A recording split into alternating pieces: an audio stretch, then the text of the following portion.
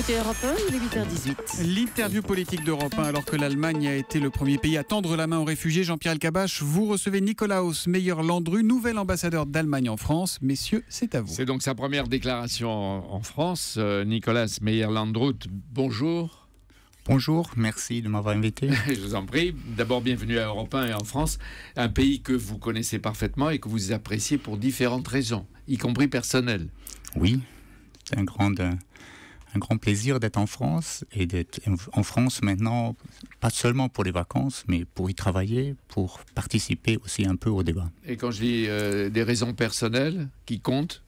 Qui compte, je suis marié avec une Française, on passe beaucoup de temps en France, nos enfants sont grandis en franco-allemand, parlent aussi bien le français que l'allemand. Ils l'écrivent même.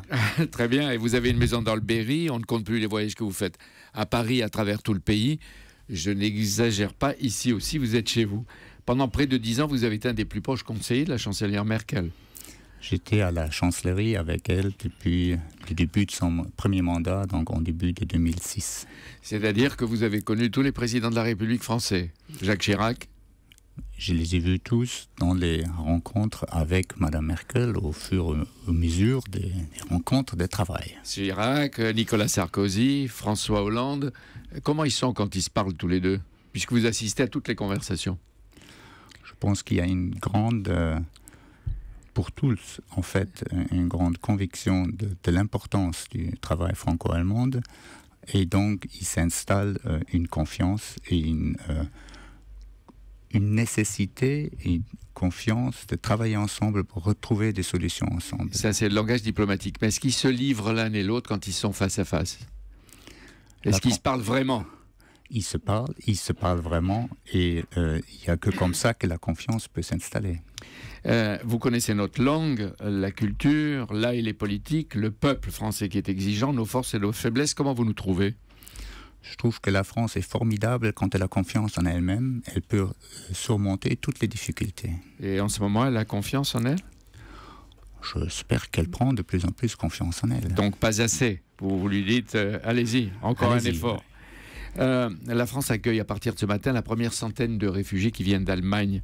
Elle va en héberger au moins 24 000 en 2 ans, et François Hollande demande une action européenne d'ampleur pour maîtriser l'exode irakien-syrien. Est-ce qu'on peut dire bravo à l'Allemagne? Parce que l'Allemagne ouvre les bras, devient pour les réfugiés une sorte de terre promise et rêvée. Pourquoi cette hospitalité généreuse de l'Allemagne et de Mme Merkel? Il y a peut-être 2 raisons qu'on peut citer. Après la guerre, dans la nouvelle constitution allemande, on a inscrit les droits fondamentaux. Et le premier, c'est la dignité de l'homme, qui n'est inchangeable, inviolable. Et le deuxième, c'est le droit à l'asile.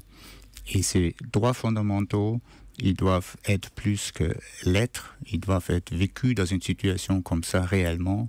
Donc l'asile doit être offert à ceux qui sont persécutés. Quels qu'ils soient, quelle que soit leur couleur, quelle que soit leur origine, quelle que soit leur religion. À tout homme et femme. Madame Merkel trouve que les 120 000 proposés par le président Juncker sont un premier pas, important, mais un premier, et qu'il ne faut pas plafonner des quotas de répartition de migrants. Mais ce qui nous a beaucoup intéressé, et même surpris, c'est que le vice-chancelier SPD, Sigmar Gabriel, va plus loin. L'Allemagne, a-t-il dit, peut gérer 1 demi-million de réfugiés, peut-être même plus, pendant plusieurs années.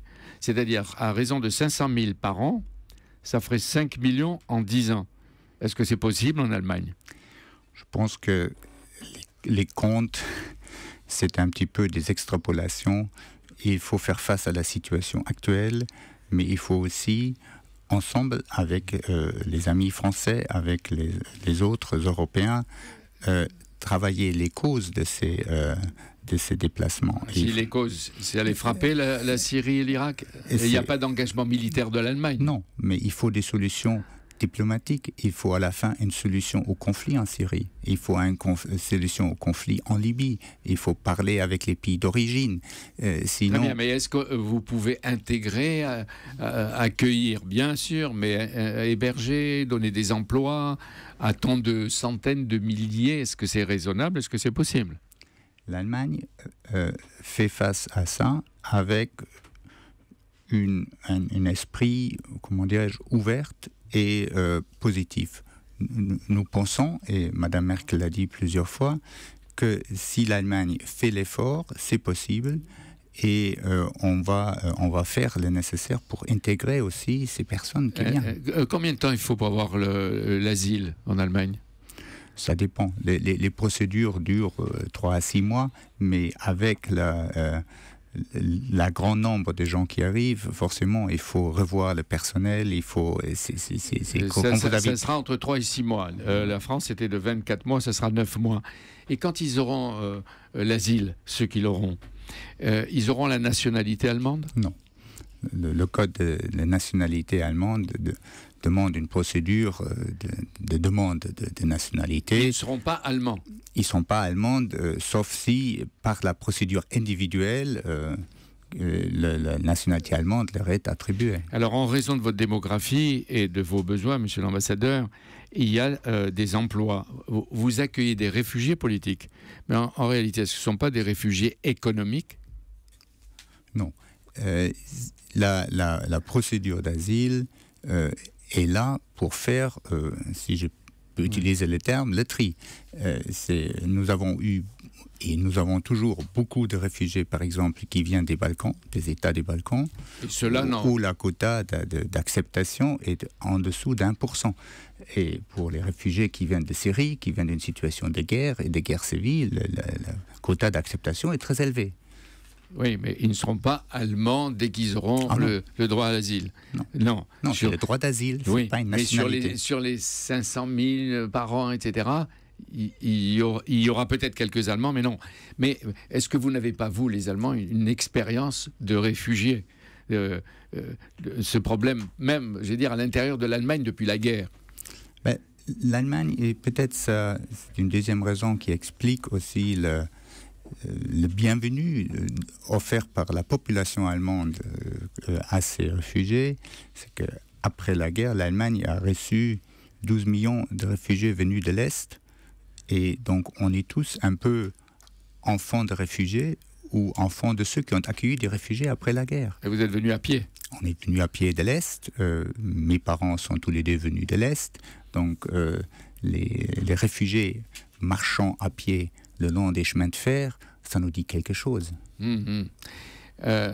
Au passage, la chancelière Merkel, elle peut faire un 4e mandat? Oui, la constitution allemande ne limite pas le nombre de mandats des chanceliers. Alors, Nicolas Meyer-Landrut, ma dernière remarque, la ministre allemande de l'Environnement exprime sa déception et son regret après l'annonce par Ségolène Royal que quand le PR de Flamanville ouvrira, Fessenheim devra fermer autour de 2018. Et la ministre dit la vieille centrale de Fessenheim. Vous savez qu'elle n'est pas venue en France, vous devriez lui dire de venir, parce que Fessenheim, c'est la plus moderne.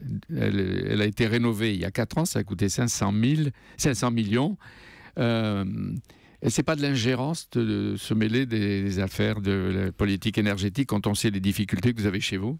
Bon, je pense que les deux ministres se parlent, s'échangent sur ces choses, donc elle apprendra certainement. Et en Europe, l'ingérence, comme c'était après le traité Westphalie au XVIe siècle, c'est plus du tout de nos jours. L'électricité, elle coûte beaucoup plus cher en Allemagne qu'en France? Elle coûte beaucoup plus cher parce qu'on subventionne aussi les renouvelables d'une manière importante. Oui, mais qui ne marche pas toujours. Et à les mines de charbon, on pourrait parler beaucoup. Est-ce que dernière remarque, est-ce que vous tenez au sommet du climat? Est-ce que vous ferez des efforts? Très important pour nous. Merci d'être venu pour cette première rencontre avec nous. Merci beaucoup Jean-Pierre Elkabbach, merci Nicolas Meyer-Landrut.